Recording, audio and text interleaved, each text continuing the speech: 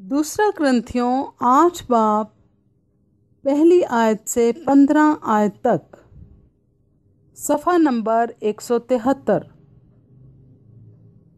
मसीही खैरात। अब ऐ भाइयों, हम तुमको खुदा के उस फज़ल की खबर देते हैं जो मकदूनिया की कलीसियाओं पर हुआ है, कि मुसीबत की बड़ी आजमाइश में उनकी बड़ी खुशी और सख्त गरीबी ने उनकी सखावत को हद से ज़्यादा कर दिया।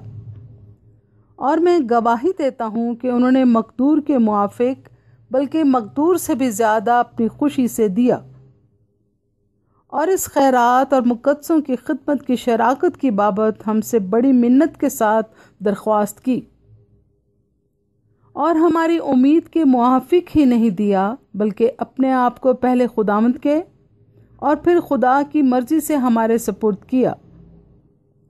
इस वास्ते हमने तीतुस को नसीहत की कि जैसे उसने पहले शुरू किया था वैसे ही तुम में इस खैरात के काम को पूरा भी करे।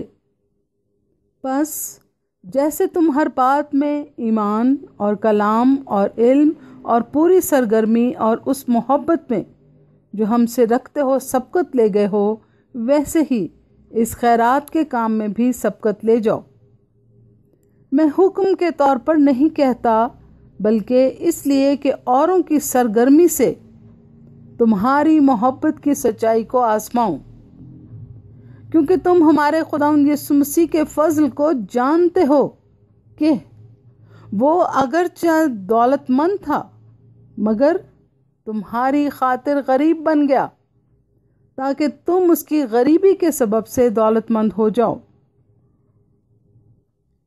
और मैं इस अमर में अपनी राय देता हूँ, क्योंकि ये तुम्हारे लिए मुफीद है, इसलिए कि तुम पिछले साल से ना सिर्फ इस काम में बल्कि इसके इरादा में भी अव्वल थे। बस अब इस काम को पूरा भी करो, ताकि जैसे तुम इरादा करने में मुस्तैद थे वैसे ही मकदूर के मुआफिक तकमील भी करो। क्योंकि अगर नियत हो तो खैरात उसके मुआफिक मकबूल होगी जो आदमी के पास है, ना उसके मुआफिक जो उसके पास नहीं। ये नहीं कि औरों को आराम मिले और तुमको तकलीफ हो, बल्कि बराबरी के तौर पर इस वक्त तुम्हारी दौलत से उनकी कमी पूरी हो, ताकि उनकी दौलत से भी तुम्हारी कमी पूरी हो और इस तरह बराबरी हो जाए। चुनाचा लिखा है कि जिसने बहुत जमा किया उसका कुछ ज्यादा ना निकला, और जिसने थोड़ा जमा किया उसका कुछ कम ना निकला। आमीन।